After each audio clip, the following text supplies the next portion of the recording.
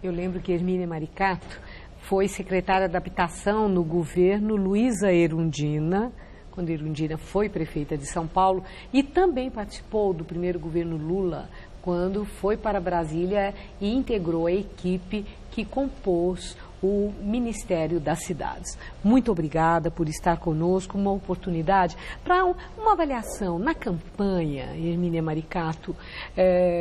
Os candidatos prometeram mundos e fundos. Assim, do ponto de vista da qualidade de vida na cidade, no urbanismo, houve proposta consistente? Olha, nós tivemos 3 candidatos que de fato conheciam a cidade, que é a Luísa Erundina, a Marta e o Fernando Haddad, né? O que eu acho uma tragédia, Maria Lídia, é que a sociedade, nem os vereadores, na maior parte, nem a sociedade conhece as cidades. Veja, vamos começar pelo seguinte. São Paulo é uma metrópole que tem 39 municípios. 70% dos empregos estão no centro expandido do município de São Paulo. Então eu te pergunto, o problema do transporte é possível resolver dentro de um município? Não. Porque a maior parte das pessoas moram no município e trabalham no outro. São Paulo hoje, como toda a grande cidade brasileira, tem um problema sério de epidemia. Zika, dengue, chikungunya. Isso dá para resolver em apenas... Você fala para o mosquito, olha, daqui para cá é Guarulhos, você não passa para lá. Não dá para resolver no território de um município. Problema de drenagem, que é importante, por exemplo, para resolver o problema dos mosquitos, da proliferação de mosquitos. O que mais? A gente pode levantar todos os grandes problemas da nossa metrópole, não são solúveis no espaço do município. No entanto, em hora nenhuma, quando a gente discute a questão da cidade, se discute a questão metropolitana. O que é isso? Aí é que está. O que é isso? É uma questão cultural de que cada prefeito olha para o próprio umbigo, vamos dizer, a começar da grande metrópole, que é São Paulo, todos ficam tão envolvidos nos desafios que têm de enfrentar e não tem essa noção de conjunto para uma gestão metropolitana, para essa integração e busca de solução das necessidades comuns? Olha, isso é fruto do que eu chamo de um analfabetismo urbanístico, porque ele, na verdade, é falta de escolaridade, sem dúvida, é falta de enxergar a realidade, porque nós temos essa tradição do que o professor Roberto Schwartz chama as ideias fora do lugar, quer dizer, o nosso discurso está descolado da nossa realidade. Isso é muito flagrante nas campanhas e nos discursos, não é? Então, esse conhecimento da realidade, ele está muito longe. Por exemplo, nós temos no município, na região metropolitana, uma área de proteção ambiental dos mananciais que é para produzir água. Essa área, ela está sendo constantemente ocupada. Olha, isso é só um exemplo de que a lei não é seguida. Para os pobres na cidade, a lei não é seguida. Morar irregularmente, ilegalmente, é compulsório, não é por vontade dos pobres. Eles são expulsos da cidade. Então, se eu considerar que eu tenho 39 municípios, dos quais a maior parte são municípios dormitórios, como a gente chama, se eu discutir só São Paulo, e frequentemente eu não discuto São Paulo toda, o município, eu discuto a área expandida, eu estou discutindo uma representação ideológica da cidade. E, obviamente, há muitos interesses que levam em conta essa representação. Então, a nossa realidade, ela fica oculta, ela fica escondida. Dá para a gente comparar a cidade com Casa Grande e Senzala. Você tem uma Casa Grande, você tem uma Senzala nos mapas que representam a cidade. Isso... Pois Sim. não, pois não. Não, em função disso que a senhora está dizendo, aí eu pensei nos interesses, na especulação imobiliária, naquilo que se sobrepõe à necessidade para a qualidade de vida das pessoas. Isso é um desafio invencível? Insuperável? Olha, é um desafio que parece ser muito difícil na sociedade brasileira. Eu que também, eu não sou petista atualmente, mas eu acho que esse governo é um governo de golpe, eu não tenho a menor dúvida, né? Eu sinto assim, cada vez que a sociedade brasileira se prepara para vencer a desigualdade, porque ela é bárbara no Brasil. Quando você olha as cidades, é um negócio impressionante. Em São Paulo, se você pegar o Rodoanel, ele corta toda a periferia metropolitana e aí você enxerga o que é a cidade popular, o que é a cidade irregular, essa que não consta. Quando você abre jornais, por exemplo, é sempre o interesse de uma minoria que está sendo tratado. Há pouco você dizia da falta de cultura que existe do administrador, do gestor municipal, na questão da metrópole, da região metropolitana. Não há uma interligação, a administração não é conjunta, por uma falta de uma cultura. Eu havia indagado a você, inclusive, sobre a ocupação das áreas de mananciais, a ocupação irregular, sobre a força da especulação imobiliária e a expansão nessas áreas também, porque elas são ocupadas, nós sabemos também, pela especulação imobiliária. E se isso era um desafio incontornável? Olha, a cidade é um grande negócio. E cada gestão que nós temos defende determinados interesses. Há interesses em disputa na cidade. Eu posso falar que na gestão Kassab, sem dúvida nenhuma, houve uma articulação de interesses de capitais voltados que ganham com renda imobiliária, lucros imobiliários, juros, etc. E que na gestão Haddad, eu confesso que eu fiquei surpreendida como, ao invés de poucas grandes obras, nós tivemos muitas pequenas obras e muito invisíveis, como é o caso das 400 creches ou dos 14 céus que o próximo prefeito, dependendo de quem for, vai inaugurar, os cinemas na periferia. Mas a comunicação dele que tinha que divulgar isso. Sem dúvida, não, sem dúvida nenhuma.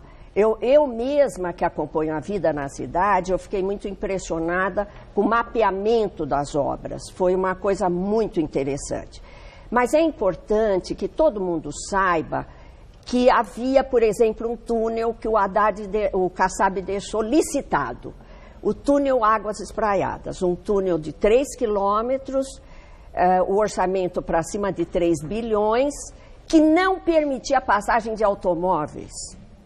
Era um túnel, passagem de ônibus, desculpe, transporte coletivo. Era um túnel para automóveis e que não ia ser necessariamente custeado com a arrecadação da operação urbana. Esse tipo de coisa que eu chamo assalto à cidade, isso acontece todo momento. São grandes obras, viadutos, ponte estaiada, que você pergunta, mas qual é?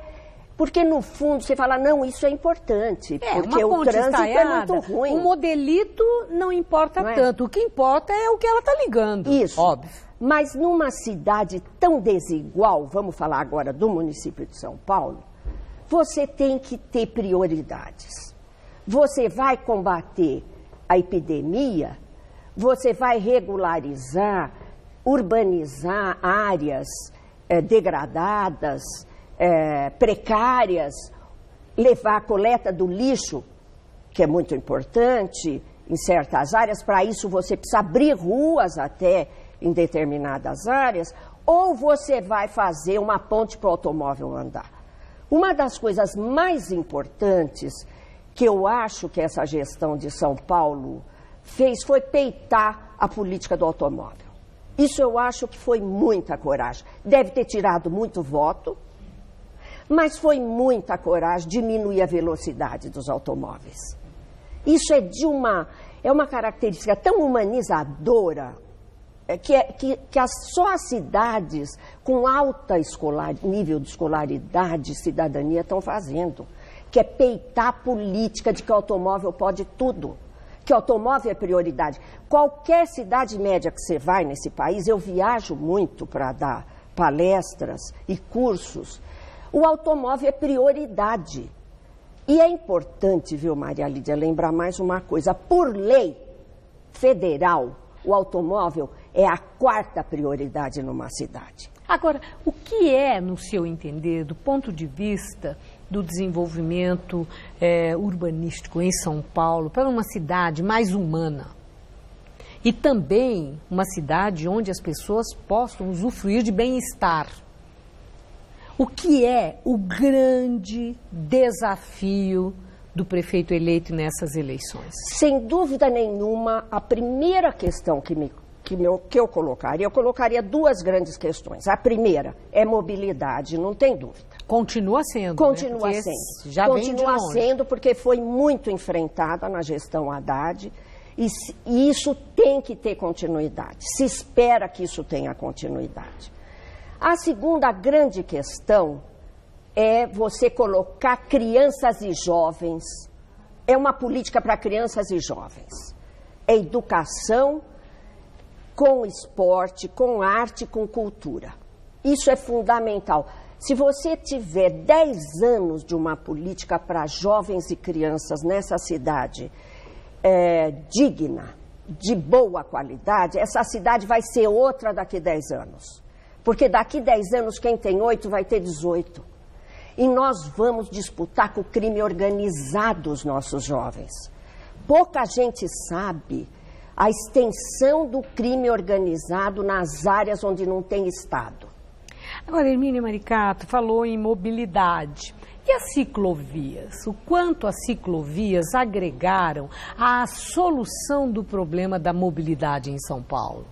Pois é. Ficou uma coisa para lazer ou a ciclovia de verdade passou a ajudar as pessoas como uma alternativa de transporte segura e que possa levar, né, para o trabalho, para a escola, para onde quer que seja? Essa foi outra questão que eu fui convencida, para falar a verdade. Porque eu conheço Estocolmo, onde quase 50% das pessoas andam de bicicleta, né? A cidade é preparada para isso, as pessoas são preparadas para isso. O automóvel é profundamente desestimulado, não é?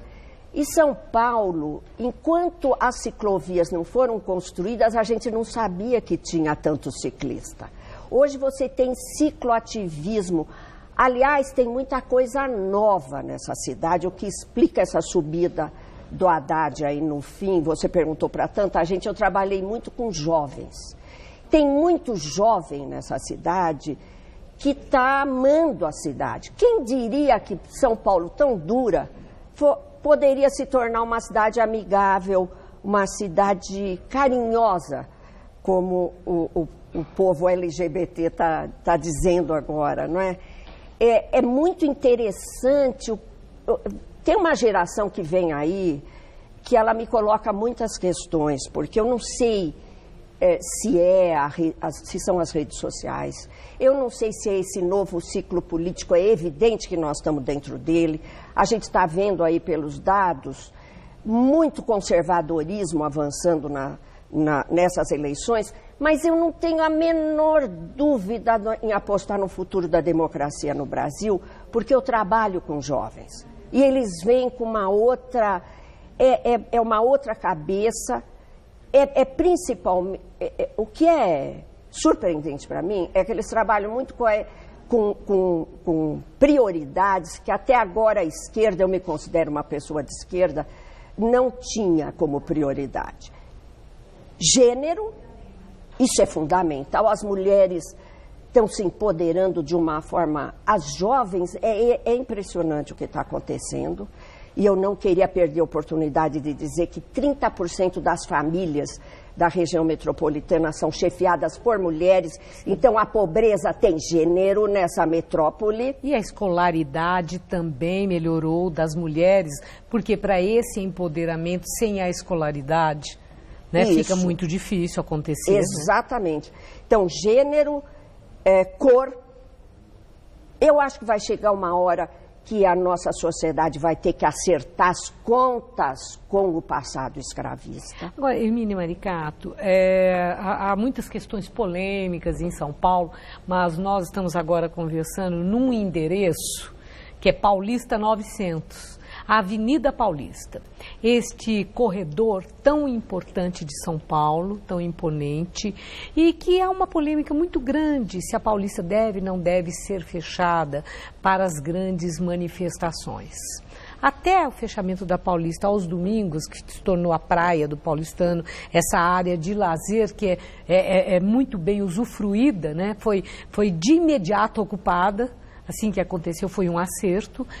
Mas eu pergunto, essa questão que é colocada. Você que conhece tão bem o mapeamento da cidade, Paulista fechada para manifestação, é uma situação contraproducente, como se apregoa, ou há alternativas para que esse ponto que se tornou tão tradicional como centro para atrair as pessoas para a expressão de aplauso ou protesto, de fato pode ser fechado sem grandes problemas para a região? Eu diria, eu faço um desafio, qualquer que seja o próximo prefeito, se confirma que for o Dória, eu o desafio a fechar a Paulista atualmente. Porque nós ganhamos espaço que era do automóvel, nós ganhamos que era de outro tipo de circulação de bike. Hoje eu estava andando... Mas fechar para as manifestações, você está dizendo, ou fechar para o lazer nos feriados e domingos? Fechar para o lazer e eu acho que também para as manifestações. Eu estou prevendo nos próximos anos uma retomada do movimento de rua.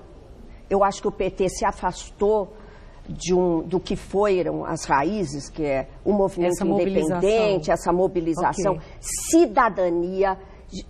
Olha, os cidadãos dessas cidades que nós estamos discutindo hoje precisam acompanhar o orçamento que é discutido nas câmaras municipais, por favor, e que define os investimentos nas cidades. Eu acho que nós estamos ganhando espaço.